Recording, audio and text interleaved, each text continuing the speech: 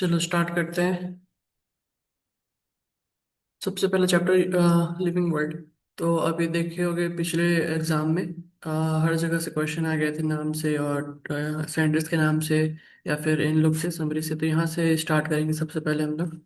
तो पहले पीडीएफ से पढ़ाऊंगा, एनसीईआरटी पढ़ेंगे लाइन टू लाइन। उसके बाद फिर क्लास के बाद तुम लोग को मैं शॉर्ट नोट्स माइंड मैप्स वाला लिविंग वर्ल्ड का भेज दूंगा अलग से, जो मैंने बनाया है अपना। ठीक है, तो अभी एनसीईआरटी समझते हैं। और जिस चैप्टर में लगेगा कि नोट से सिर्फ पढ़ाना चाहिए उसमें नोट से पढ़ाऊंगा, जिसमें लगेगा कि एनसीईआरटी से पढ़ाना चाहिए उसमें एनसीईआरटी से पढ़ाऊंगा। ठीक है। तो इसमें मैं टाइम पास ज़्यादा नहीं करूंगा, सीधा मेन मेन लाइन जो पहले से मेरे को पता है उन लोग को मैं अंडरलाइन करते करते समझाऊंगा। ठीक है।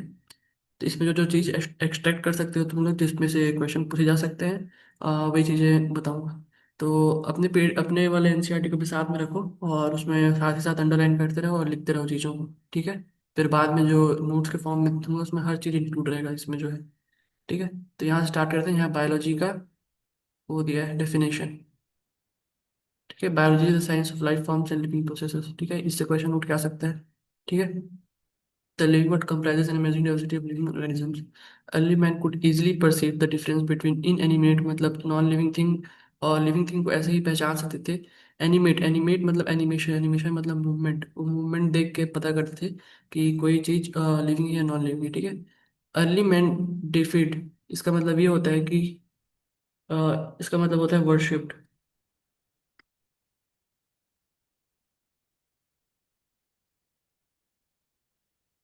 जैसे कि हवा, पानी, समुद्र, ये सबको वर्शिप करते थे अर्ली मैन लोग। ठीक है। और प्लांट्स एनिमल्स को भी, कुछ कुछ कुछ some among the plants and animals. A common feature of all such forms of inanimate animate and animate objects was the sense of awe और फियर दे इवोक्ड। ठीक है। तो जो मेन चीज दोनों में जिसको वर्शिप करते थे हम लोग, उसमें मेन ये चीज होता था, जो डिफरेंस होता था वो था कि वो क्या कहते हैं उसे, और मतलब ऐसा शॉक होने वाला इमोशन या फिर फियर इवोक करता था। उसको देख के लोग डरते थे या फिर आश्चर्य हो जाते थे। ठीक है, उन्हीं लोग को लोग आउट ऑफ द वर्ल्ड मान के वर्शिप करते थे। ठीक है। The description of living organisms including human beings began much later in human history. Societies which indulge in anthropocentric, anthropocentric का मतलब ये होता है जैसे कि एक ब्रांच होता है पढ़ने का, उसको कहते हैं एंथ्रोपोलॉजी। ठीक है। एंथ्रोपोलॉजी मतलब study of humans, their origin, development and belief। ठीक है। ये होता है एंथ्रोपोलॉजी। तो एंथ्रोपोलॉजी जो एंथ्रोपोसेंट्रिक मतलब ये सब जानना चाहते थे वो लोग आए और उन्होंने ऐसे बायोलॉजिकल नॉलेज में प्रोग्रेस किया इंसानों के बारे में जान के। ठीक है। फिर उसके बाद systematic and monumental description of life forms brought in out of necessity detailed systems of identification. ठीक है। क्यूरियोसिटी होते गया, हर चीज़ को जानने का मन करते गया, धीरे धीरे सब चीज़ को नाम करते जाने का, क्लासिफाई करते जाने का नाम हुआ। तो इससे इस सिस्टम का वो हुआ, मतलब डिस्कवरी हुआ, जो जिसमें इंक्लूड होता है आइडेंटिफिकेशन, कि हम जानते हैं कौन सा ऑर्गेनिज्म क्या है, फिर उसके अकॉर्डिंग उसका नाम रखते हैं, फिर उसके अकॉर्डिंग उसको हम अलग अलग ग्रुप में क्लासीफाई करते हैं। ठीक है। फिर यहाँ पे एक और इम्पोर्टेंट लाइन है।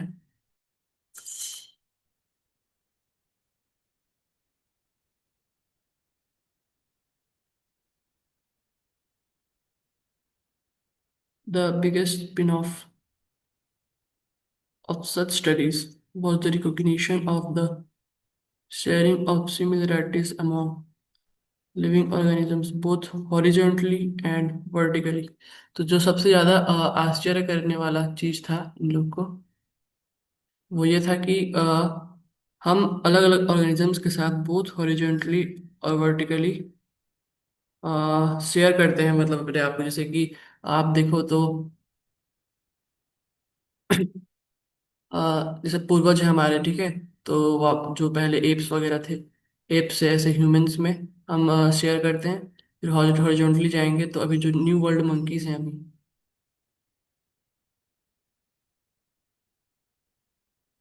उनसे भी हम अपना जीन वगैरह शेयर करते हैं। ठीक है।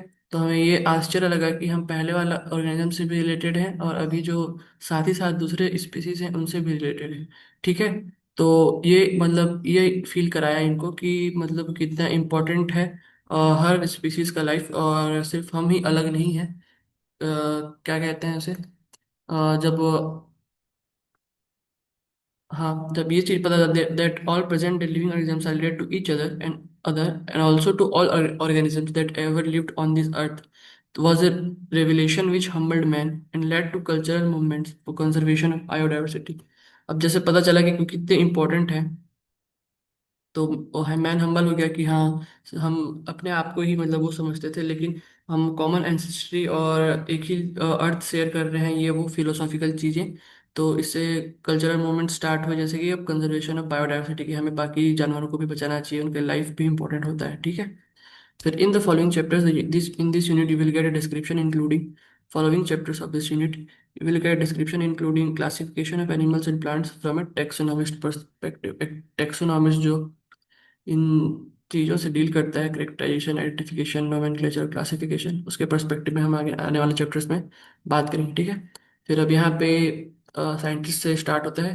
तो ये बहुत इंपॉर्टेंट साइंटिस्ट है, इसे क्वेश्चन अगर पूछेगा तो इजीली पूछ सकता है आने वाले सालों में। ठीक है। अर्नस्ट मेयर का नाम पहले भी इधर उधर कहीं सुने होंगे आप लोग। ठीक है। तो इसमें बर्थ डेट वगैरह तो इंपॉर्टेंट नहीं है। जिसको जिसको कैमरा ऑन करते बने कर लेना, इसे देख के पढ़ाने में थोड़ा बेटर फील होता है। ठीक है। फिर जर्मनी के थे, इतना याद रख लेना। ठीक है। फिर कहाँ पढ़े हार्वर्ड यूनिवर्सिटी में। और क्या थे ये, इवोल्यूशनरी बायोलॉजिस्ट। अब ऐसे कंफ्यूज मत हो जाना कि रिवोल्यूशनरी बायोलॉजिस्ट मतलब कुछ एडजेक्टिव डाला है, ऐसा नहीं, इवोल्यूशन का स्टडी करते थे और पढ़ाते थे वहाँ पे, इवोल्यूशन के बारे में, इवोल्यूशनरी बायोलॉजिस्ट थे। हु हैज़ बीन कॉल्ड, ये इंपॉर्टेंट चीज़ें हैं जहाँ से क्वेश्चन उठ के बन सकती हैं, क्योंकि डाटा ड्रिवन चीज़ें हैं। जैसे biologist who has called been Darwin of the 20th century. ठीक है, बहुत इंपॉर्टेंट ये चीज़ है, और ये one of the 100 greatest scientist of all time. ठीक है। अब Mayr joined Harvard faculty of arts and sciences in 1953 and retired in 1975, भी इंपॉर्टेंट नहीं है। एज्यूमिंग द टाइटल, इसका मतलब ये अलेक्जेंडर एगेसिस जो है, ये एक साइंटिस्ट था, ऑनरेबल साइंटिस्ट, साइंटिस्ट था, जिसके नाम से एक जैसे नोबेल प्राइज, एक नोबेल जो जो भी उसका नाम था उसके वजह से बना है, वैसे एक प्रेस्टिजियस वो था, प्रेस्टिजियस प्रोफेसरशिप बोल सकते हो या ऐसा अवार्ड बोल सकते हो, प्रोफेसरशिप, जो ऐसे प्रोफेसर्स को दिया जाता था। तो इनको क्या में मिला था, इनको मिला था जूलॉजी में।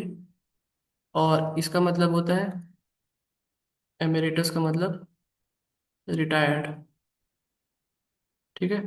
Through out his nearly 80 year career, his research spend ornithology, इसका मतलब स्टडी ऑफ बर्ड्स।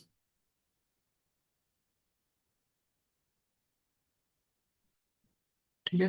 टेक्सोनॉमी, जो अभी आगे पढ़ेंगे हम, जिसमें सब आता है, कैरेक्टराइजेशन, आइडेंटिफिकेशन, नोमेनक्लेचर वगैरह। जू जियोग्राफी, मतलब जिसमें क्या कहते हैं, एनिमल और उसके रिलेटेड जो जियोग्राफी, जिस प्लेस और हैबिटेट में रहता है उसको। ठीक है। इवोल्यूशन को पढ़ा। सिस्टमैटिक्स, जो आगे टेक्सोनॉमी का ब्रांच कार्लस ने जैसे बनाया था, उस पर रिसर्च की। And the history of philosophy of biology, कि वही कि ह्यूमंस और बायोडाइवर्सिटी का रिलेशन। ठीक है। He almost single handedly made the origin of species diversity the central question of the evolutionary biology that is today. ठीक है। तो इसका मेन जो मुद्दा यही था, जिस पे रिसर्च करता था, क्वेश्चन पूछता था कि ओरिजिन ऑफ स्पीसीज डाइवर्सिटी कैसे हुआ, कि मतलब जब इतनी सारी डाइवर्सिटीज हैं स्पीसीज के, तो एक से ही बने होंगे तो कैसे बने, ये उसका मेन क्वेश्चन है। ठीक है। फिर ही ऑल्सो, ये सबसे इंपॉर्टेंट लाइन यहाँ से क्वेश्चन बन सकता है, he also pioneered the currently accepted definition of a biological species. तो बायोलॉजिकल स्पीसीज का वो किसने दिया था डेफिनेशन, अंश में। ठीक है। तो बायोलॉजिकल कॉन्सेप्ट ऑफ स्पीसीज, इसको मतलब क्वेश्चंस में भी आते हैं मॉक्स में, तो यहीं से आते हैं वो। ठीक है। Mayr was awarded the 3 prizes widely regarded as the triple crown. अब उसके अचीवमेंट्स हैं ये, तो शायद ही क्वेश्चन पूछेगा इसमें। तो ट्रिपल क्राउन ऐसे याद रखना है, और हर प्राइज का नाम याद रखने की जरूरत नहीं है। ट्रिपल क्राउन प्राइज जैसे इन बायोलॉजी में मिला था इसको। ठीक है। 100 की ईयर में मर गए। इतना है इसमें जो चीज़ इंपॉर्टेंट है और जिससे यार क्वेश्चंस बन सकते। तो इसको जल्दी जल्दी अंडरलाइन कर लो, फिर नेक्स्ट पेज में जाएंगे।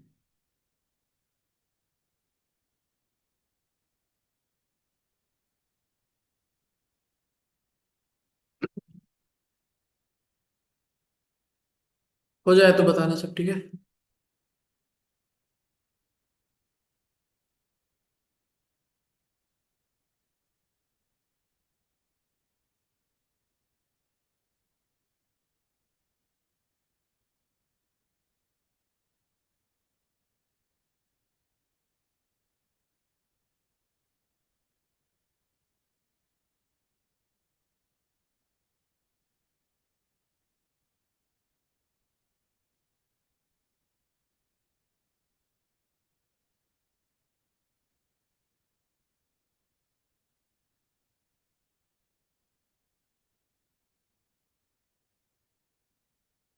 हो गया। थम्स अप का साइन आएगा उसको कर लेना, ठीक है। फिर अब हाँ। नेक्स्ट पेज पढ़ते हैं। तो जो इम्पोर्टेंट है सिर्फ वही पढ़ बताऊंगा, क्योंकि एक बार एनसीईआरटी रीडिंग खुद से मारना है तुम लोग को। लेकिन यहाँ पे जो जिससे क्वेश्चन उठ के आते हैं, मैंने पढ़ा है जहाँ से क्वेश्चन बनते हैं हर प्रकार के, उन लोग को बताऊंगा। तो इसमें इतना इम्पोर्टेंट नहीं है। तो जैसे कि अब इसमें ये सब बातें हुई, ये वो इधर उधर कम्युनिटीज बनी कि क्या है लाइफ कैसे इवॉल्व हुई, क्या होता है बायोडाइवर्सिटी, कैसे रिलेटेड है एनिमल्स एक दूसरे से, ये वो। तो फिर इसमें एक क्वेश्चन उठ के आता है कि what ended is life, life क्या है करके। तो इसमें सिर्फ इसके अंदर ही दो क्वेश्चंस और बनते हैं, two implicit questions within it. तो पहला जो क्वेश्चन बनता है वो कि फर्स्ट वाला टेक्निकल है। ठीक है, टेक्निकल ये कि 1 and 6 answer to what living is as oppose to the non living, मतलब डेफिनेशन कि लिविंग क्या होते हैं, नॉन लिविंग क्या होते हैं, उनके कैरेक्टर्स क्या होते हैं। ठीक है। और जो दूसरा बन के आता है वो है फिलोसॉफिकल वन, कि हमारा पर्पस क्या है लाइफ में। तो यहाँ पे साइंटिस्ट लोग लिखे हैं बुक को, साइंटिस्ट लोग के हिसाब से चलना है। तो हम पहले वाले को वो करेंगे, तो यहाँ पढ़ेंगे नॉट अटेम्प्ट सेकंड क्वेश्चन, ठीक है। इससे क्वेश्चन नहीं आएंगे, लेकिन इंपॉर्टेंट चीज है हम बता दें। ठीक है। फिर इस वाले पैराग्राफ में हाँ, क्या कहते नहीं, एनसीईआरटी में ना ये नहीं दिया है व्हाट इज लिविंग वाला। और इसमें हर चीज वो दिया है कि मतलब कौन सा डिफाइनिंग फीचर होता है, कौन सा करेक्टराइजिंग फीचर होता है लिविंग का। ये इससे क्वेश्चन आता है, बहुत इंपॉर्टेंट टॉपिक है। और ये वाला नहीं है, नहीं एनसीईआरटी में, तो पुरानी एनसीईआरटी होगी तो उसमें अंडरलाइन करना, या तो साथ अलग से लिख लेना। ठीक है।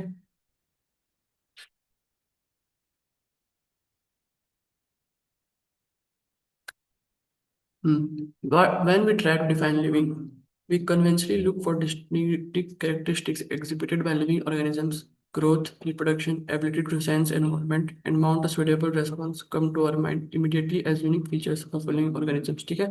अब कोई चीज जिंदा है या नहीं पता करने के लिए हम ये सारी चीजें देखते हैं। तो फिर अब उसमें से हम ये चीज डिसाइड करेंगे कोई कौन कौन से डेफिनेशन या कौन कौन से कैरेक्टरिस्टिक्स हम डिसाइड कर सकते हैं, जिसको अगर वो चीज पोजेस कर रही है इसका मतलब वो ट्रूली लिविंग है। ठीक है। जैसे कि एग्जाम्पल्स हैं यहाँ पे। One can add a few more features like metabolism, ability to self replicate, ये और आप कैरेक्टर्स डाल सकते हो। ठीक है। तो let us try to understand each of this. All living organisms grow, increase in mass and increase in number of individuals are twin characteristics of growth. अब ये यहाँ पे ये इंपॉर्टेंट लाइन है, इससे क्वेश्चन आता है। Increase in mass and increase in number of individuals are twin characteristics of growth. ठीक है। तो ट्विन कैरेक्टरिस्टिक्स ऑफ ग्रोथ है क्या होगा, दो तो चीजें हैं, इंक्रीज इन नंबर और इंक्रीज इन मास। नंबर में बढ़ोतरी और साइज में बढ़ोतरी है मास में। ठीक है।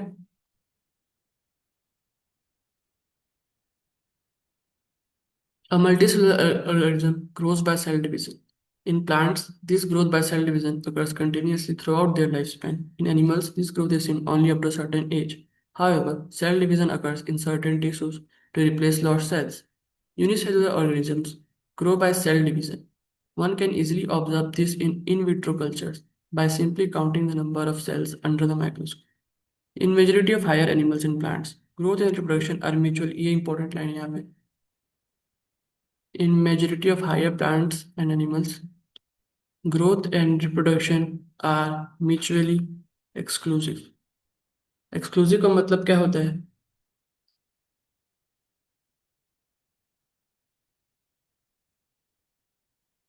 एक्सक्लूसिव का मतलब होता है do not occur at the same time.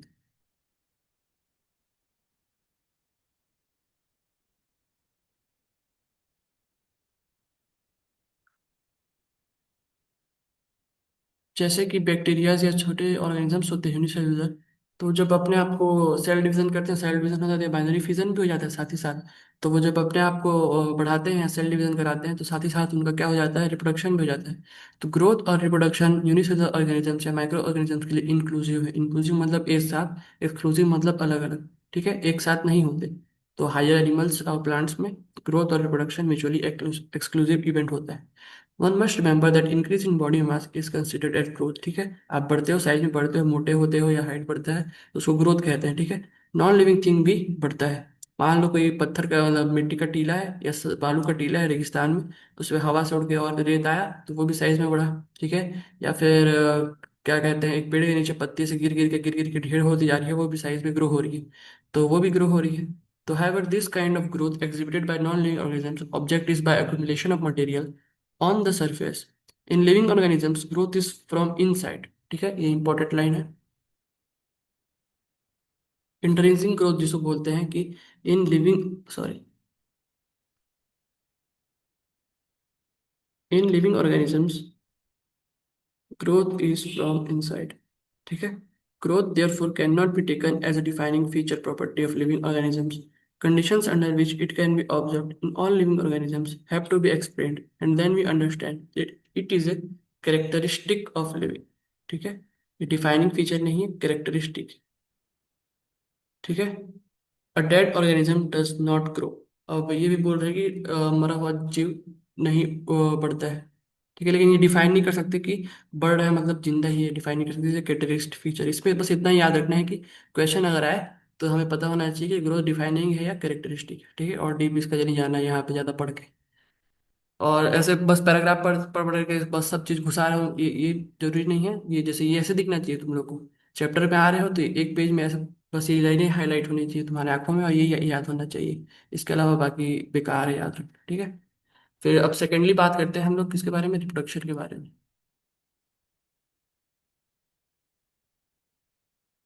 ठीक है, ये भी क्या है, कैरेक्टरिस्टिक ऑफ लिविंग ऑर्गेनिजम्स। ठीक है,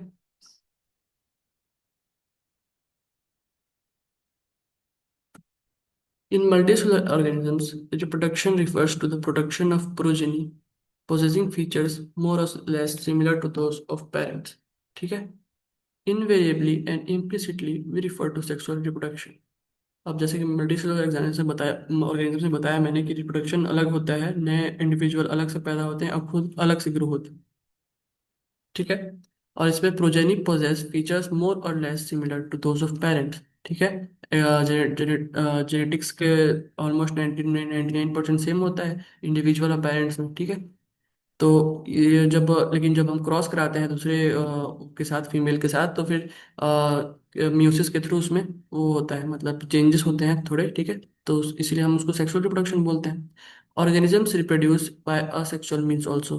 असेक्सुअल मीन्स से भी वो होते हैं, जैसे छोटे छोटे माइक्रोब्स या फिर fungi multiply and spread easily due to the millions of asexual spores they produce. ठीक है, in lower organisms like yeast and hydra we observe बर्डिंग।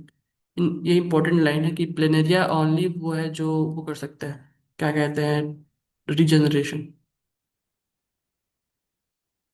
Planaria या फिर flat forms, true true regeneration होता है इनमें, कि अगर काटे आप उसका पार्ट को तो अलग अलग इंडिविजुअल में कन्वर्ट हो जाते हैं वो। ठीक है, a fragmented organism regenerates the lost part of its body and becomes a new organism. The fungi, the filamentous algae, the protonema of mosses all easily multiply by fragmentation। ये सब आगे पढ़ेंगे। When it comes to unicellular organisms like bacteria, unicellular algae और amoeba, reproduction is synonymous to growth। अभी जो हम लोग बात किए थे पहले की, वही इंक्लूसिव और एक्सक्लूसिव वाला, तो ये छोटे छोटे में सिनोनिमस, मतलब एक ही बात है कि हम ग्रोथ बोल रहे हैं या फिर रिप्रोडक्शन बोल रहे हैं, तो एक ही बात है वो। Increase in number of cells, we have already defined growth as equivalent to increase in cell number और mass. Hence we notice that in single cell organisms we are not very clear. यहाँ पे बता रहा है क्यों यहाँ ये characteristic feature है, डिफाइनिंग फीचर नहीं है। ठीक है। तो we notice that in single celled organisms, we are not very clear about the usage of these two terms. तो ग्रोथ तो रिप्रोडक्शन के साथ मैच कर जा रहा है यहाँ पे यूनिसेलुलर ऑर्गेनिजम्स के लिए जब बात कर रहे हैं। तो जब मैच कर रहा है, कर जा रहा है, तो सेम ही चीज़ हो गया। तो फिर अगर ग्रोथ कैरेक्टरिस्टिक चीज़ है, डिफाइनिंग नहीं है, तो रिप्रोडक्शन भी कैरेक्टरिस्टिक होगा, डिफाइनिंग नहीं होगा। ठीक है। Two terms, growth and reproduction. Further there are many organisms which do not reproduce. अब हम बोल रहे हैं कि हर लिविंग थिंग रिप्रोड्यूस करती है। तो लेकिन जैसे कि स्टेराइल एनिमल्स, जैसे म्यूल्स या स्टेराइल वर्कर बीस होते हैं, या कोई इनफर्टाइल कपल है या एनिमल्स हैं, ठीक है, तो उनमें तो होगा ही नहीं कभी, इंडिविजुअल पैदा ही नहीं कर पाएंगे हम लोग। तो ये रिप्रोडक्शन नहीं कर पा रहे हैं, कि इसका मतलब ये थोड़ी है कि ये लिविंग नहीं है। तो ये सबसे इंपॉर्टेंट लाइन है। इससे अभी बहुत सारे क्वेश्चन देखे होंगे आप अलग अलग जगह में। तो they are organisms which do not reproduce, जैसे कि एग्जाम्पल से याद करें ना, mules, worker bees, infertile human couples. और ये बीस का लाइफ स्पैन और लाइफ साइकिल जानने का कोई जरूरत नहीं, कहीं नहीं पूछेगा। बहुत जगह पढ़ाते हैं कि अलग अलग क्या क्या होते हैं उसमें, वर्कर बी, ड्रोन, क्वीन, ये सब उसको पढ़ने की जरूरत नहीं है। ठीक है। Hence, reproduction also cannot be an all-inclusive defining characteristic feature of living organisms. Of course, no non-living object is capable of reproducing or replicating by itself. ठीक है। खुद से कोई भी नॉन लिविंग थिंग रिप्रोड्यूस नहीं होगी, ये पता है, लेकिन हम इसको फिर भी डिफाइनिंग फीचर नहीं दे सकते। अब नेक्स्ट चीज आता है metabolism. All living organisms are made of chemicals. These chemicals, small and big, belonging to various classes, sizes, functions, etc., are constantly being made and changed into some other biomolecules. These conversions are chemical reactions or metabolic reactions. There are thousands of metabolic reactions occurring simultaneously inside all the living organisms. जितने भी body के अंदर reactions चल रही हैं, जितने chemical से हम डील करते हैं, वो सबको हम मेटाबॉलिज्म के अंदर इंक्लूड करते हैं। उसमें दोनों आता है, कैटाबॉलिज्म और एनाबॉलिज्म। ठीक है। एनाबॉलिज्म मतलब किसी चीज को बनाना, कैटाबॉलिज्म मतलब उसको तोड़ना। ठीक है। Be they unicellular or multicellular, all plants, animals, fungi, and microbes exhibit metabolism. The sum total of all the chemical reactions occurring in our body is metabolism. No non-living objects exhibits metabolism. यहीं पे ये बता दे रहा है कि ये defining feature है। ठीक है, यहाँ पे no living object exhibits metabolism. अब यहाँ पे और एक आगे में आता है important, metabolic reactions can be demonstrated outside of the cell in cell free systems. An isolated metabolic reaction outside of the body of an organism performed in a test tube is neither living nor, अब इसको definition पूछता है कि living reactions क्या को कहते हैं करके, आप देखे होगे बहुत जगह। ठीक है। ये जो लिविंग रिएक्शंस है यहाँ पे, ठीक है। तो हम सेल फ्री सिस्टम में जब अच्छे से सब चीज आइसोलेट करके मेटाबॉलिक रिएक्शंस कराते हैं, isolated metabolic reactions outside of the body of an organism performed in a test, तो क्या होता है, neither living non non non living, sorry इसको इसको ये क्या है, neither living nor non living. Hence, while metabolism is a defining feature of all living organisms without exception, isolated metabolic reactions in vitro मतलब जो हम बाहर करते हैं, अपने खुद से एक्सपेरिमेंट करते हैं बाहर में, ठीक है, are not living things but surely living reactions। ठीक है। अब नेक्स्ट जो है सेलुलर ऑर्गेनाइजेशन, ये भी डिफाइनिंग फीचर है, क्योंकि हमारे सेल जैसे ऑर्गेनाइज होते हैं, वो ऐसे किसी और नॉन लिविंग थिंग की चीज लोग ऑर्गेनाइज नहीं रहते। तो सेलुलर ऑर्गेनाइजेशन डिफाइनिंग फीचर हो जाता है। ठीक है। Perhaps the most obvious and technically complicated feature of all living organisms is the, यहाँ पे ह्यूमंस या एनिमल्स या कॉम्प्लेक्स ऑर्गेनिजम्स के बारे में हम बात कर रहे हैं। ठीक है। कि living is the ability to sense their surroundings और एनवायरनमेंट एंड रेस्पॉन्ड।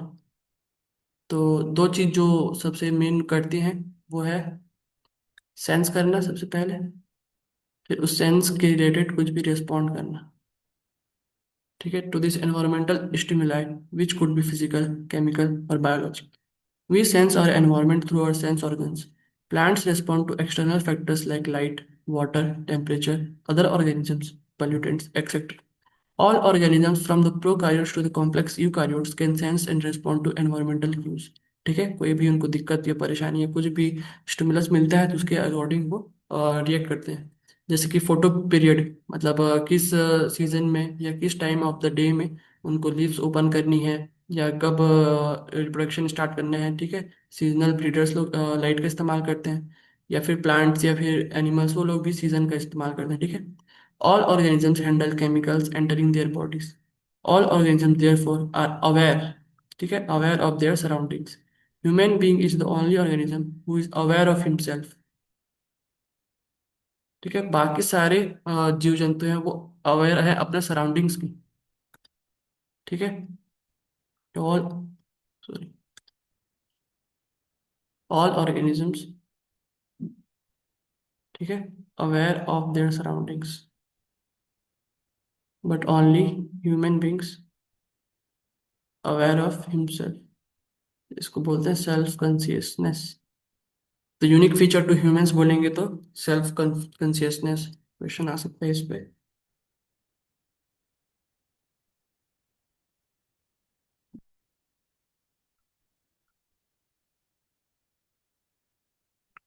ठीक है, therefore consciousness becomes the defining property of living organisms। तो हमारा consciousness भी डिफाइनिंग फीचर हो जाता है।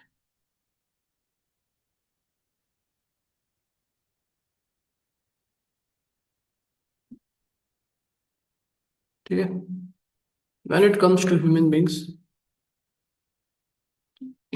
it is all the more difficult to define the living state।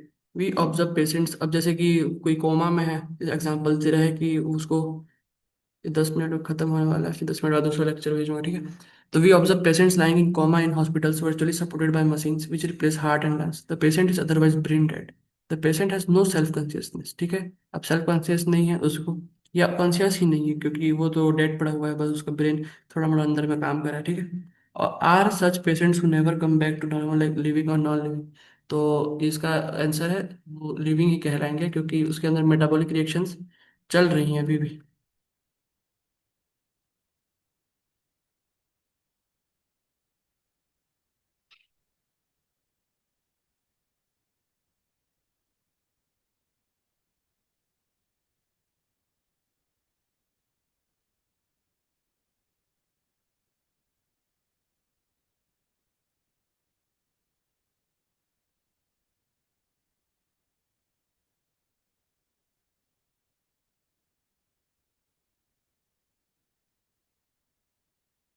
ठीक है, तो क्या बोलेंगे, कोमा वाले आदमी को इस पे क्वेश्चन आ गया तो लिविंग है बोलेंगे या डेड बोलेंगे? तो लिविंग बोलेंगे। ठीक है, in higher classes you will come to know that all living phenomena are due to underlying interactions. ठीक है, interactions. Properties of tissues are not present in the constituent cells but arise as a result of interaction among the constituent cells। ठीक है, tissues की जो भी property होती हैं तो वो अपने आप में नहीं होती, वो किसका रिजल्ट होती है? सेल्स का रिजल्ट। सेल्स से मिलकर टिश्यूज बनती है, तो सेल्स में जो चीज़ होगी उससे टिश्यू में चीज़ें दिखेंगी। ठीक है, similar properties of cellular organelles are not present in molecular constituents of the organelle but arise as a result of interaction among the molecular components comprising the organelle। ठीक है, तो जो भी अंदर में उसके मॉलिक्यूल्स में जो भी चीज़ें हो रही है ऑर्गेनेल के, उससे जो रिजल्ट क्रिएट होता है वही चीज़ ऑर्गेनेल परफॉर्म करता है। ठीक है, these interactions result in emergent properties at a higher level of organization।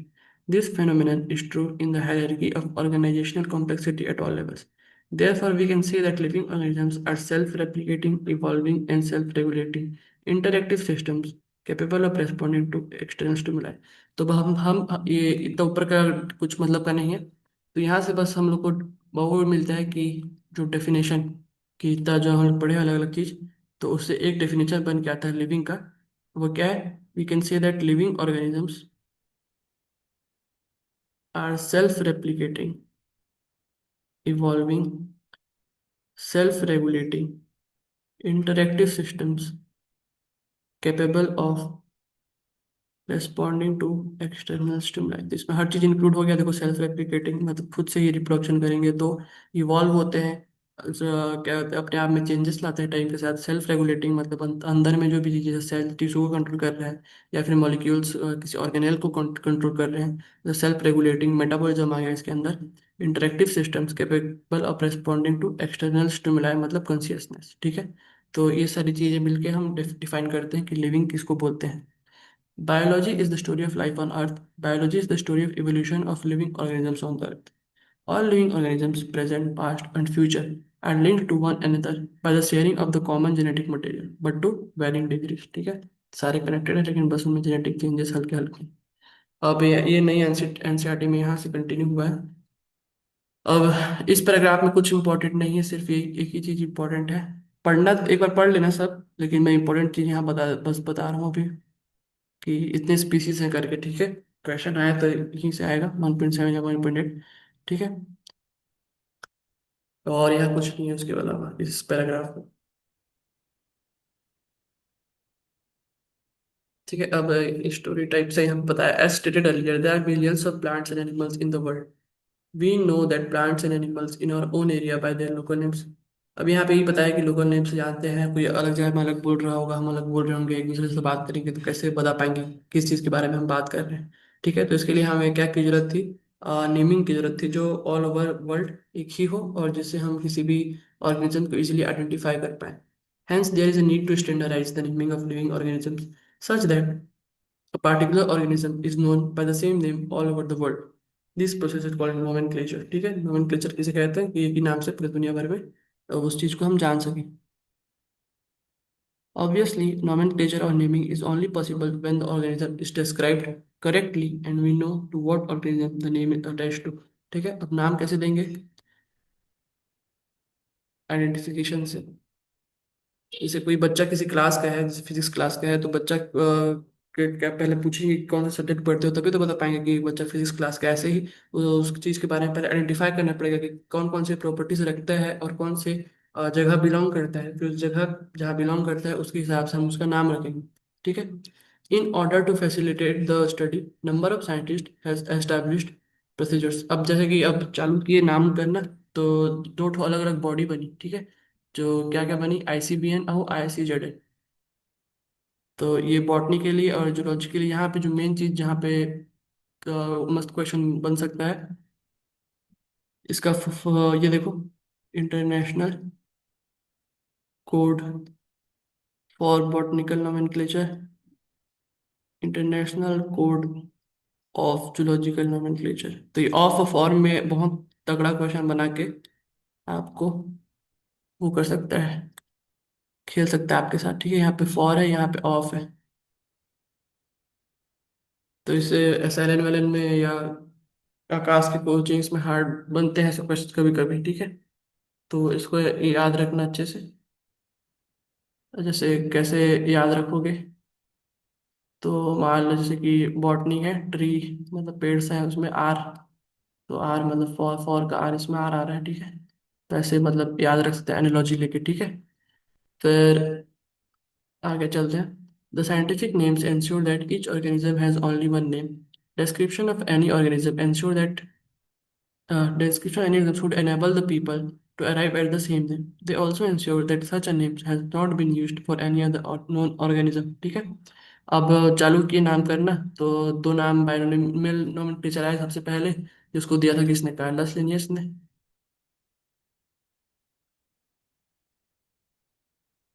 Carolus Linnaeus ने दिया था, क्या दिया था, बायोनोमियल नोमेनक्लेचर, जिसमें दो पार्ट्स होते हैं नाम के। एक होता है जेनेरिक नेम, मतलब जीनस लिखते हैं आगे इसका। दूसरा होता है स्पेसिफिक एपिथेट, माने स्पीसीज का नाम, ठीक है। Is being practised by biologist all over the world. This naming system using two word format was found convenient. Let us take an example, जैसे मैंगो का एग्जांपल सब लोग पढ़े होंगे, मैंगीफेरा इंडिका। तो इसमें ज़्यादा टाइम पास नहीं करते सर लोग, ऐसे लिखा लिखा के टाइम पास कर देते हैं, ज़्यादा इंपॉर्टेंट चीज़ है नहीं इसमें, ठीक है। मैंगीफेरा इंडिका तो लिखेंगे। अब अलग अलग रूल्स क्या होते हैं कि जो भी वर्ड है हम लोग उसको कहाँ से कैसे लिखते हैं, लैटिन में नाम हम नामकरण करते हैं किसी भी चीज़ का। या फिर अगर लैटिन में नहीं है वो, तो उसको लैटिनाइज करते हैं, उसको कन्वर्ट करते हैं लैटिन में। जैसे पानी है हिंदी में, तो अगर मान लो वाटर अगर लैटिन होता तो उसका वाटर नाम चेंज करके नाम लिखते, ठीक है। तो सबसे पहले वो पहला रूल वही है कि लैटिन या लैटिनाइज्ड और derived from Latin irrespective of their origin, कहीं से भी हो उन ओरिजिन हो उस नाम का, या फिर उस चीज़ का, मान लो वो चीज़ इंडिया में ही मिलती है सिर्फ, लेकिन उसको हम लैटिन में ही नाम रखेंगे, ठीक है।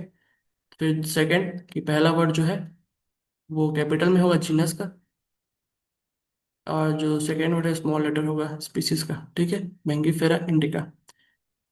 फिर biological, but the both the words in biological name when hand written, जब हैंड रिटन लिखते हैं तो सेपरेटली अंडरलाइन करेंगे, ठीक है।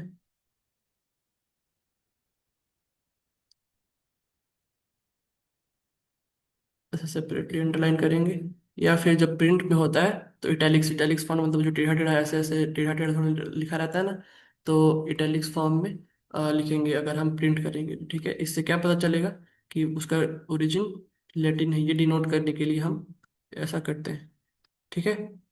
फिर ये जो कैपिटल स्मॉल बताया वो बता चुका हूँ, और इसमें ये बता रहा था कि जीनस पहले आता है और सेकंड कंपोनेंट स्पीसीज या स्पेसिफिक एपिथेट होता है।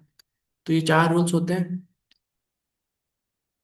अब जैसे कि ये ज़्यादा तो यूज़ नहीं होता, लेकिन नाम के बाद आखिरी में जो जिस साइंटिस्ट ने इसको डिस्कवर किया था उसका नाम आ जाता है आखिरी में, जैसे कि लिनियस ने किया था इसका मैंगीफेरा इंडिका, तो आखिरी में लिन एब्रिविएटेड फॉर्म में लिखते हैं, मतलब छोटे फॉर्म में, ठीक है। तो लिनियस है तो उसका Linn, it indicate that this species was discovered by Linnaeus, ठीक है। Since it is nearly impossible to study all the living organisms, it is necessary to devise some means to make this possible. This process is called classification. ठीक है। अब identification की हम लोग, मतलब identification के बारे में जाने कि कैसे किसी चीज़ के बारे में पता कर सकते हैं और कहाँ से बिलोंग करते हैं जान सकते हैं, ठीक है। तो अब इतने सारे ऑर्गेनिजम्स हैं, सबका नाम एनसीईआरटी खोलो, फिर उसमें खोलो टेक्सोनिकल एड्स, बस लास्ट टॉपिक बचा है, ठीक है। तो टेक्सोनोमिक एड्स मतलब, एड्स का मतलब क्या होता है, जो चीज़ हमारी काम आती है, हेल्पफुल रहती है, ठीक है। जैसे कि अभी हम लोग टेक्सोनोमी के बारे में बात किए कि सब चीज़ जानना पहचानना उसका नेमिंग करना। तो किसी चीज़ को जानने पहचानने में क्या क्या चीज़ें हमारे हमारे हमको हेल्प करती हैं। तो वैसे बहुत सारी अलग अलग चीज़ें होती हैं जिनसे हम किसी भी ऑर्गेनिज्म के बारे में जान सकते हैं, तो उनको टेक्सोनॉमिकल एड्स बोलते हैं, ठीक है। इसके बारे में पढ़ते हैं। Taxonomic studies Taxonomic studies of various species of plants, animals, and other organisms are useful in agriculture, forestry, industry, and in general in knowing our bioresources and their diversity. ठीक है। हर फील्ड में हमको ऑर्गेनिजम्स के बारे में knowledge होना जरूरी है। तो ऐसे हम लोग को बुक्स हो गए या प्लेसेस हो गए या ऐसे इंस्ट्रूमेंट्स हो गए जिनसे हमको उनके बारे में पता चले, इनका यूज़ करना है, ठीक है। This studies would require correct classification and identification of organisms. Identification of organisms require intensive laboratory and field studies. The collection of actual specimens of plant and animal species is essential and is the prime source of taxonomical studies. ठीक है। ये वाला line सबसे मतलब important, यहाँ से question बन सकता है। The collection of actual specimens of plant and animal species is the essential and is the prime source of taxonomic studies. ठीक है। These are also fundamental to studies and essential for training in systematics. Systematics में जो evolutionary relationship के बारे में पढ़ते हैं उसमें भी ये एड्स का काम आता है, ठीक है। It is used for classification of an organism and the information gathered is also stored along with the specimens, ठीक है। हम उसको स्टोर रखते हैं क्योंकि फ्यूचर यूज के लिए भी काम आ सके, ठीक है, हम रिफर कर सके किसी भी चीज़ के लिए, ठीक है। In some cases, the specimen is preserved for future studies. Biologists have established certain procedures and techniques to store and preserve the information as well as the specimens. Some of these are explained to help you understand the usage of these aids. ठीक है। अब एक एक करके सबके बारे में पढ़ेंगे, अलग अलग एड्स के बारे में, ठीक है। तो सबसे पहले आता है हर्बेरियम। तो herbarium is store house of collected plant specimen, सिर्फ प्लांट स्पेसिमेंस रखते हैं हर्बेरियम में। क्या होता है, और ये एक बुकलेट के फॉर्म में होता है, ठीक है, जिसमें हम प्लांट स्पेसिमेंस को पहले सुखाते हैं, उनको प्रेस करते हैं ताकि वो शीट्स में आ जाए, 3 शीट्स पेपर्स में उनको रखा जा सके, ठीक है, और पेपर में रख के उनको स्टोर करके रखते हैं, ठीक है। Further this sheets are arranged according to a universally accepted system of classification. अब इसमें जो इनका रखने का, जैसे लाइब्रेरी में बुक्स को उनके सब्जेक्ट वाइज या फिर टॉपिक वाइज रखा जाता है, वैसे ही इनमें फिर हम प्लांट्स को उनके टेक्सोनोमिक हायरार्की में जहाँ जहाँ जो पोजीशन है, जैसे किस किंगडम से बिलोंग करते हैं, फाइलम, क्लास, ऑर्डर, ऐसे कर करके ऑर्गेनाइज करते हैं, ठीक है, ठीक से। This specimens along with their descriptions on herbarium sheets become a store house और repository for future use, ठीक है। अब मान लो फ्यूचर में हमको किसी प्लांट के बारे में जानना है, तो उसको यहीं पे जाके हम इजीली लाइब्रेरी जैसे जाके एक्सेस कर सकते हैं। The herbarium sheets also carry a label providing information about date। अब ये इंपॉर्टेंट चीज़ें कि क्या क्या हर्बेरियम शीट्स में इंपॉर्टेंट चीज़ जो हमारे होनी चाहिए, ठीक है। फिर date and place of collection,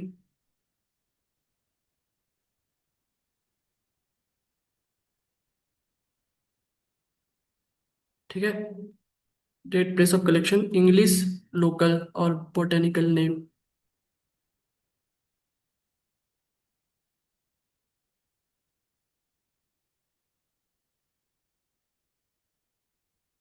ठीक है। उसके बाद क्या, किस फैमिली से बिलोंग करता है वो, फिर जिसने कलेक्ट किया है उसका नाम, या जिसने बनाया है उसे, ठीक है। तो ये सारी चीजें होनी चाहिए, जैसे कि वो जो मैं बोला कि पेज में आप प्रेस करके उस प्लांट के स्पेसिमेन को रखते हो, तो उसके यहाँ पे फिर ये सारी इंफॉर्मेशन होनी चाहिए, ताकि हमें पता चल सके कि कहाँ से लाए हैं हम उस चीज़ को, उसका नाम क्या है, और लोकल नेम उसको क्या बोलते हैं, फैमिली किस फैमिली से बिलोंग करता है, ठीक है। तो हर चीज़, तो इससे क्वेश्चन एमसीक्यूज बनते हैं कि क्या क्या चीज़ें, स्पेसिमेन को जो पेज में रखते हैं हम लोग, तो उसके नाम, उसके कलेक्टर का नाम, सब फैमिली का नाम, ये सब चीज़ इंक्लूड रहता है, ठीक है। फिर जो इंपॉर्टेंट लाइन बता रहा था मैं, जैसे क्वेश्चन उठ के आता है कि herbaria also serve as quick referral system.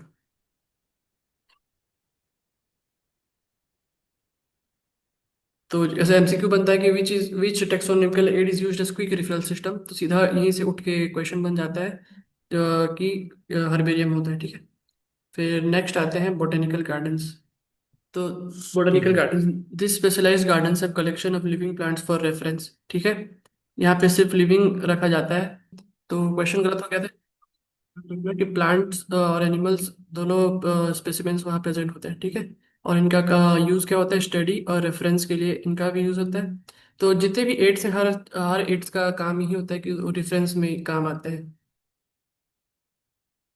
Reference मतलब उनको देखना, इंफॉर्मेशन गैदर करना उनके बारे में, ठीक है। Specimens are preserved in containers or jars in preservative solutions। Preservative solution में अलग अलग स्पेसिमेंस, लिविंग जो मतलब सेल वेल या उन लोग का कुछ पार्ट बचा रहता है रिमेनिंग, उनको प्रिजर्वेटिव सॉल्यूशंस में डालते हैं, जैसे कि एग्जांपल फॉर्मेलिन, ठीक है। Plant and animal specimens may also have be preserved as dry specimens, dry form में भी रखा जाता है उनको, ठीक है। इंसेक्ट्स आर प्रिजर्व, इंसेक्ट्स का अलग अलग तरीके से उनको प्रिजर्व करके रखा जाता है। उनको सबसे पहले कलेक्ट किया जाता है, कलेक्टिंग, फिर किलिंग, और फिर पिनिंग। ये तीनों करके फिर उनको डाल दिया जाता है इंसेक्ट बॉक्सेस में,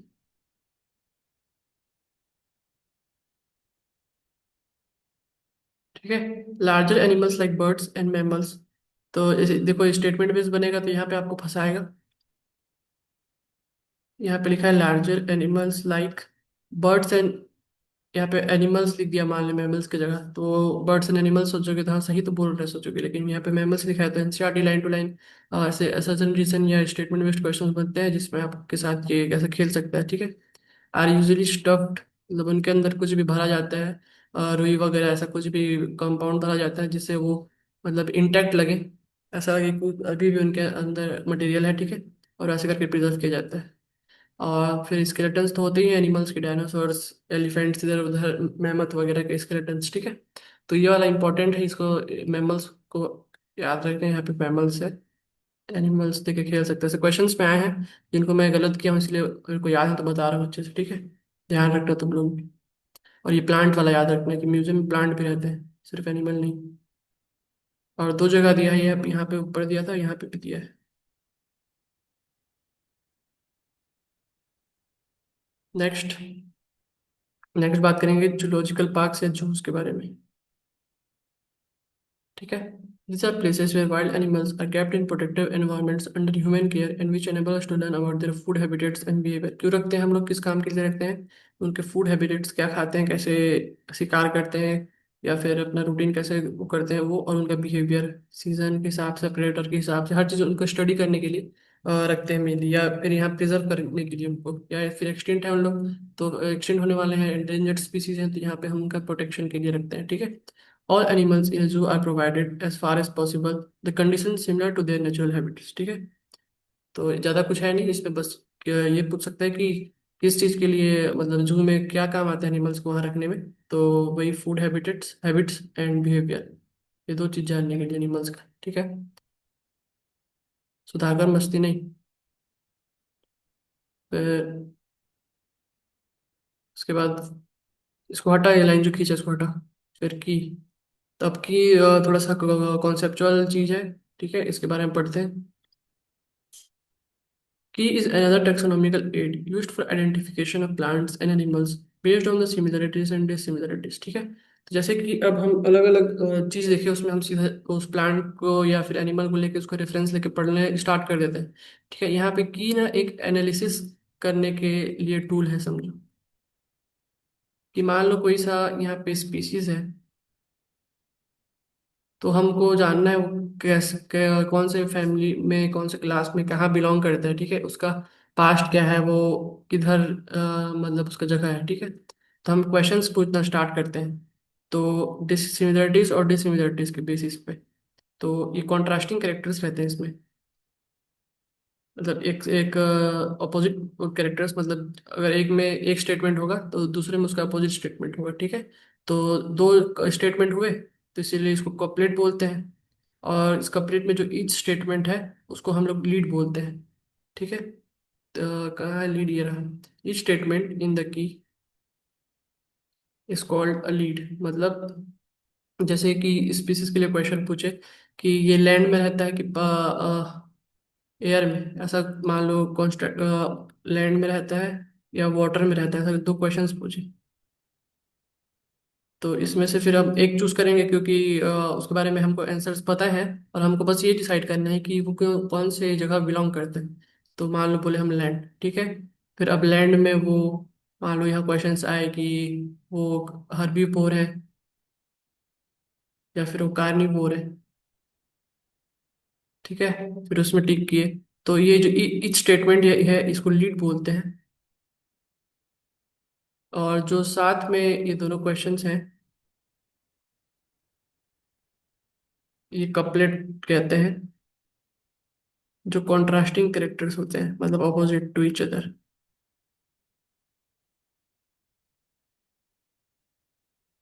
तो ऐसे करते करते हम एंड में फिर उस स्पीसीज के बारे में जान जाएंगे कि कौन है, कहाँ बिलोंग करता है। ठीक है। तो कि इसलिए इस चीज को करने में काम आता है। फिर उसके बाद और इसमें क्या, separate taxonomic keys are required for each taxonomic category such as family, genus, species and find. देखो, अब फैमिली के लिए अलग की रहेगा। जैसे ये मतलब अभी की है मान लो, तो अभी हम लोग उसका स्पीसीज पता कर रहे हैं। मान लो उसका फैमिली पता करना होगा, उसके लिए अलग की होगा। उसका जीनस या उसका और ऊपर तक ऐसे क्लास व्लास पता करना होगा तो अलग अलग की होंगे। तो वो की में क्वेश्चंस होंगे, वो क्वेश्चंस पूछ के हम जान सकते हैं कि कौन से क्लास, फैमिली, ऑर्डर कहाँ से बिलोंग करता है। ठीक है। तो keys are generally analytical in nature, मतलब एनालिसिस करने में काम आते हैं। हम ऐसे डिटेल एनालिसिस कर रहे हैं यहाँ पे हर चीज़ का, तो उस स्पीसीज के बारे में हम चीज हर चीज़ जान जाते हैं। ठीक है, एनालिसिस करने पे। फिर उसके बाद और छोटे मोटे जो एड्स जो काम आते हैं, जैसे कि फ्लोरा, मैनुअल्स, मोनोग्राफ्स और कैटलॉग्स। ठीक है। ये भी करेक्ट आइडेंटिफिकेशन करने में हेल्प करते हैं। फ्लोरा कंटेंट्स, ये जो है actual account of habitat and distribution of plants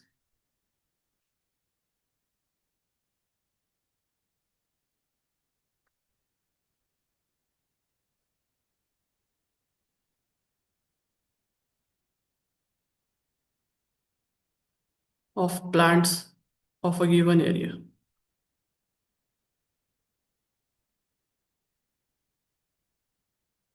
तो एरिया के बेसिस पे, मतलब वर्ल्ड में नहीं काम आएगा, एक एरिया के हिसाब से फ्लोरा बनता है, और वो क्या बोलते हैं उसका हैबिटेट डिस्ट्रीब्यूशन, मतलब कैसे उस एरिया में वो फैला हुआ है, कैसे रहता है। क्या उसका फूड सोर्स है, सराउंडिंग, ये सब वो सब, और उसके बारे में दिया रहेगा उसमें। और सिर्फ प्लांट्स के बारे में ही, फ्लोरा फ्लोरा मतलब ये प्लांट्स ही होते हैं, ठीक है। फौना मतलब एनिमल्स, सिर्फ प्लांट्स के बारे में, ठीक है। उसके बाद this provide the index to the plant species found in a particular area के लिए। वहाँ जैसे ऐसे बुकलेट है, फिर उसमें इंडेक्स लिखा होगा कि क्या क्या प्लांट्स है वहाँ पे। फिर अंदर में फ्लोरा के अगले चैप्टर्स में उनके बारे में और डिटेल दिया होगा नेक्स्ट पेजेस में, ठीक है। फिर manuals are useful in providing information for identification of names species found in an area, ठीक है। अब मैनुअल्स में सारी स्पीसीज होते हैं जो एक एरिया में पाए जाते हैं। आइडेंटिफिकेशन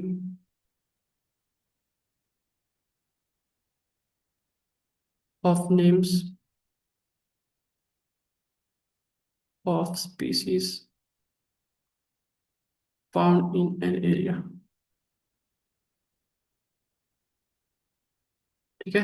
और मोनोग्राफ्स जो होते हैं वो एक सिंगल टेक्सॉन के बारे में पूरा इंफॉर्मेशन देते हैं। वन टेक्सॉन के बारे में कंप्लीट इंफॉर्मेशन,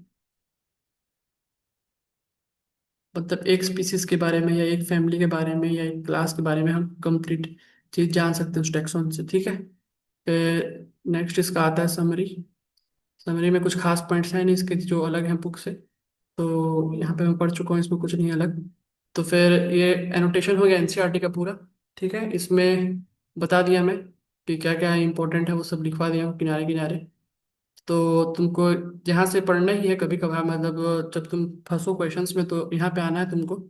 लेकिन एक बार थोरोली रीड करोगे इसको तो तुम्हारे दिमाग में मैक्सिमम चीज़ घुस जाएंगी। और फिर ये टेबल, ये इंपॉर्टेंट है, यहाँ पे बार बार आना है आपको, अच्छे से एक बार याद कर लो। गलती हुई तो बार बार आके यहाँ पे सीखो, ठीक है। ये इंपॉर्टेंट है। फिर अब मैं जो नोट्स लिखा हूँ वो बताता हूँ, ठीक है। तो ये नोट्स बनाया हूँ शॉर्ट नोट्स टाइप का, मतलब शॉर्ट नोट्स तो नहीं बन पाया, 6-7 पेज का बन गया है। लेकिन इसको प्रिंट कराओगे तो आगे पीछे होकर 3 पेज 4 पेज में खत्म हो जाएगा, ठीक है। तो अगले चैप्टर्स में और छोटा छोटा लिखने की कोशिश करूंगा, और सिर्फ एकदम इंपॉर्टेंट डिटेल्स ही डालूंगा, ठीक है। तो इसमें जो बनाया हूँ मैं लिविंग वर्ल्ड के लिए, इसमें सब चीज़ जो एनसीईआरटी में दी है, और कुछ कुछ क्वेश्चन जो एनसीईआरटी से बाहर भी आ सकती हैं, जो मॉक टेस्ट या तुम्हारे बाकी टेस्ट में आते हैं, या फिर नीट में भी हार्ड पूछे तो इससे आ सकता है। तो ये सब सारी चीज़ें इंक्लूड किया हूँ इसमें।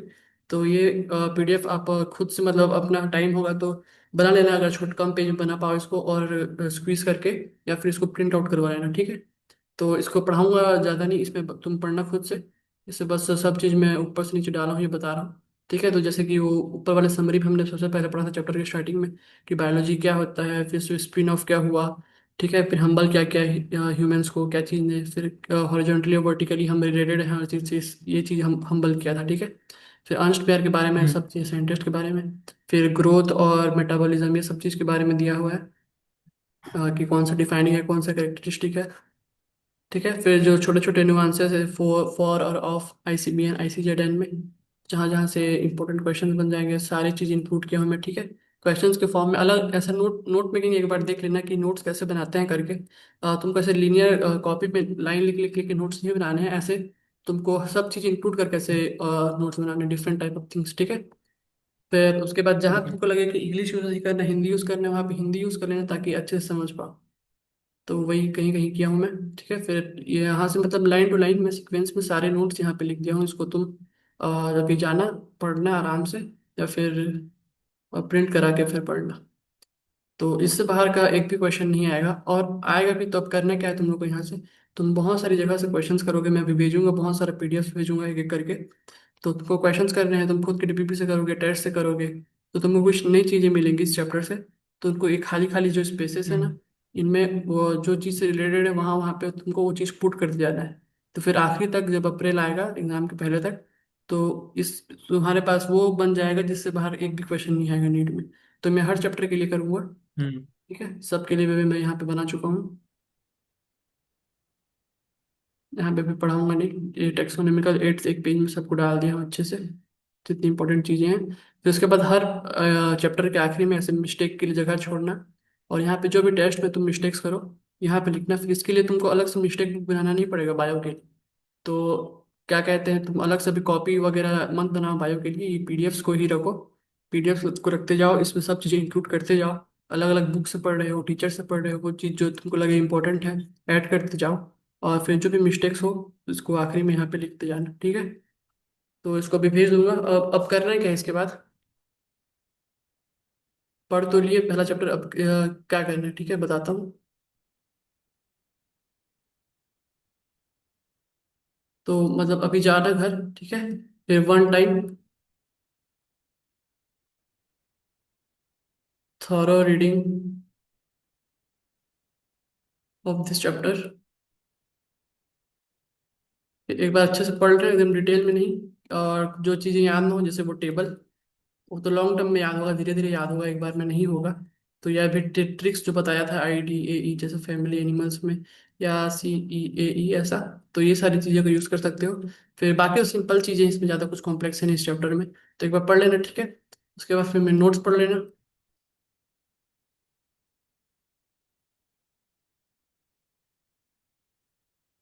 ठीक है। फिर उसके बाद क्या करना है तुमको, जैसे ऑफलाइन कोचिंग्स में हो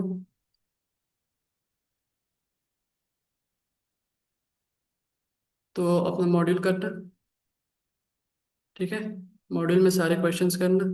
तो इसमें आराम से तुम्हारे छोटा चैप्टर है तो ज़्यादा क्वेश्चंस तो होंगे नहीं। चलो 100 क्वेश्चंस मान लो इधर उधर से हो जाएगा, ठीक है। फिर क्लास में सर ने अलग से DPPs दी होंगी, अगर वो कर लेना। ठीक है, ये ठीक ऑनलाइन है। वालों के लिए भी है, ऑनलाइन वालों के लिए अलग से बताऊंगा। और फिर अभी इसके बाद और क्या, फिर PYQs का PDF भेजूंगा मैं, हम्म। उसको करना। उसके बाद फिर और अलग अलग जगह से मैं अलग अलग कोचिंग से इकट्ठा किया हूँ लिविंग वर्ल्ड का क्वेश्चंस। किसी में इजी मिलेगा, किसी में हार्ड मिलेगा, सबको अटेम्प्ट करते जाना है तुम लोग को। तो अभी तुम लोग को एक ही बार में सब नहीं करना है। तो अभी क्या करना है तुमको, कम से हम्म। कम अभी जाना है और अब खुद के मॉड्यूल से या फिर जो DPPs होंगी तुम्हारी, अब ऑनलाइन के लिए भी यहीं लिख देता हूँ।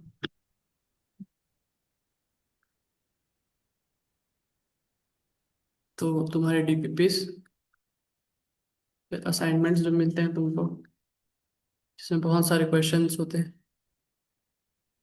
वो फिर सेम तुम्हारे लिए भी PYQ, और वो जो PDF दूंगा, इनको करना है, ठीक है। तो अभी जाना तो इसमें से तुम्हारे PDF असाइनमेंट या तुम्हारे मॉड्यूल से भी 100 100 क्वेश्चन मान लो कर लो, ठीक है। 100 क्वेश्चन हर वैरायटी के कर लोगे। उसके बाद फिर कुछ दिनों में मैं भेजूंगा PDF। अभी तो खुद से जो तुम्हारे पास है उसको करना है। और फिर बताना है आज तुम लोग को रात से पहले कि कितने क्वेश्चंस किए करके, ठीक है। ठीक है। 100 क्वेश्चन का टारगेट रखो, क्वेश्चंस करो, ठीक है। लिविंग वर्ल्ड के आज और क्वेश्चंस करोगे तो क्लियर होता जाएगा हर चीज, दिमाग में सेट होता जाएगा। तो रिवीजन भी करोगे तो क्वेश्चन के थ्रू रिवीजन करना है। फिर अब इसका रिवीजन करना पड़ेगा हमको लिविंग वर्ल्ड का। तो मैं 3 दिन बाद और PDF भेजूंगा, ठीक है। क्वेश्चंस के PDF ऐसे भेजते रहूंगा बीच बीच में।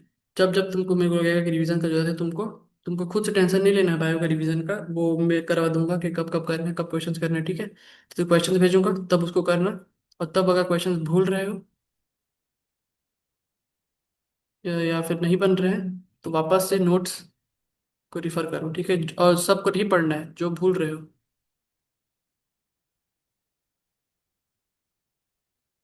ठीक है। और उसको अलग से, अगर भूल के पहले से पढ़े थे, भूल के नहीं बन रहा है तो उसको अलग से ऐसे स्टार मार्क के हाईलाइट कर देना उन पॉइंट्स को।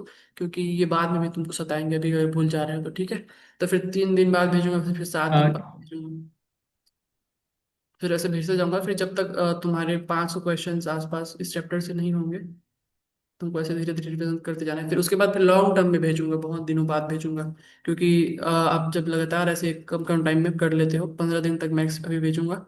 फिर उसके बाद ये लॉन्ग टाइम तक दिमाग में घुस जाएगा, उसके बाद फिर 2 3 महीने बाद करेंगे, ठीक है। तब एक बार बस तुमको क्वेश्चंस करने से पहले नोट्स पढ़ लेना है कि तुम्हारे सारे क्वेश्चंस बन जाएंगे, ठीक है। और ये जो PYQs हैं, ये PYQs को सबसे ठीक है। लास्ट में करना है। जब सब तरफ का PDF वगैरह कर लो सबसे लास्ट में, अभी नहीं करना है PYQs, ठीक है। सबसे लास्ट में करेंगे, लास्ट तरफ जब फरवरी मार्च आएगा ना तब करेंगे। तो अभी मत करना, क्योंकि PIQs में मतलब इजी इजी क्वेश्चन ही हैं। और अभी हार्ड क्वेश्चन का प्रैक्टिस करो बायो में, क्योंकि इस बार हार्ड पेपर आया था, ठीक हार्ड है। पेपर ही आएगा बायो में।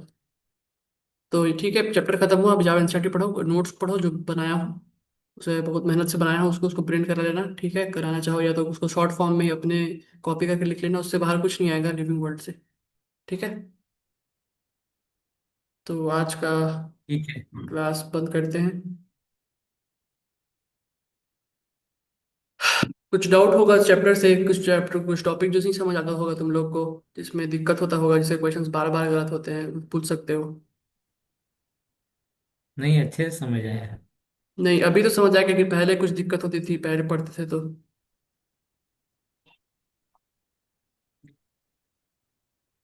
नहीं है।